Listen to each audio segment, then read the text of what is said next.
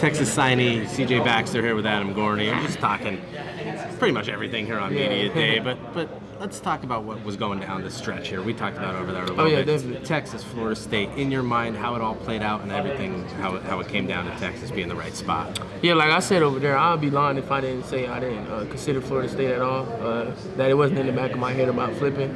But I think I really just kept the main thing, and which is where I think I'll be the most successful at, and that's Texas.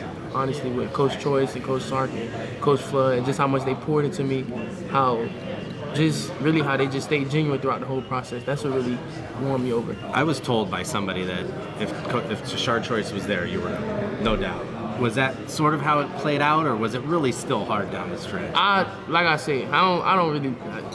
Honestly, if Coach Choice wasn't there, it'd probably be a different decision. Honestly, because he's very, very genuine. He's the type of coach I want to play for. Like literally on the field, off the field, whatever. Like I feel like I can walk around the streets with him, stuff like that. Like just go out to eat with him, stuff like that. Like that's the type of coach I want to play for. How much of recruiting is just that connection? Like you have it in your personal life and everything. How much of that is, and not the school, but the people at the, you know what I mean? that was my biggest two things going into the process. Once I started like receiving a lot of offers, was building a relationship with somebody and going somewhere that can develop me, that has a great scheme. So, and he has both of those. That's on both of his resumes, both of those things. And, somebody that can develop me, like he got Bijan, Jameer Gibbs, really, J.P. Mason. He was even showing me backs that he got that went to North Texas. Like that just shows like he's developing people. Yeah. Bijan obviously did a whole lot for those guys over his time there, but he also helped in recruiting, obviously. Right. How much do you watch those Texas games? You're like, damn, maybe I could be the next Bijan, you know? Yeah. So I hear a lot of people say, oh, you got some big shoes to fill, or you could be the next one. I honestly don't want to be like him. He's a great player, one of the best running backs to go through college football ever. But I want to be like him. I want to be my own. I want to start my own legacy, stuff like that. But I definitely learned a lot from him outside of football too. With Coach Choice, for instance, Coach Sark, and how they are as people, how they are as coaches, stuff like that. So. Yeah. Going to Texas and seeing that place, what's that like? And just being in Austin and the whole thing. It's a beautiful city. Yeah. It's like it's a college town, but it's like in the city. If that makes sense. Yeah.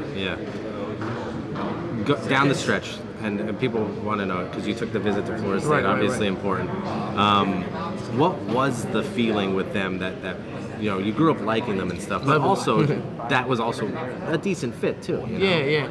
So I think the difference was the situation with Texas was a little better. Like what I'm going into, which is they're losing 2 backs, possibly 3 maybe, whatever King does after the game tonight. Yeah. So just going in there.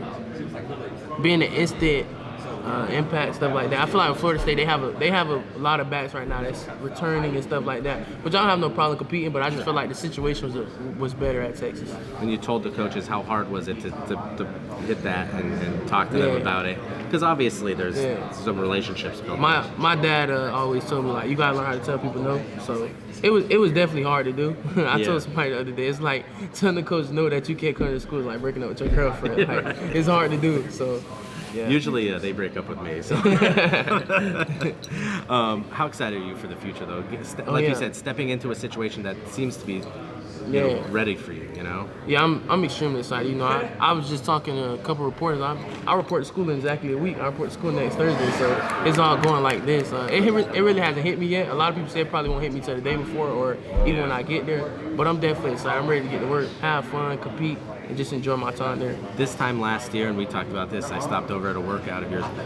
Where were you in your recruitment, and how crazy can recruiting be that you're like, yeah, I'm going to go here, I'm feeling this, or you've been committed elsewhere? That's a perfect example. Like, I think I released like a top 5 or something, top 7 or something, and then like 2 to 3 months later, that whole list changed. Like, I think it was only like 1 school that still remained on there, which was Texas. Yeah. So it was crazy. Like at once upon a time, I had Bama in it, Arkansas. I had Louisville in it. Yeah. So it's like it always changes. So that's why when you're going through the process, you have to find somebody that's gonna be consistent the whole time. Like they're gonna be consistent.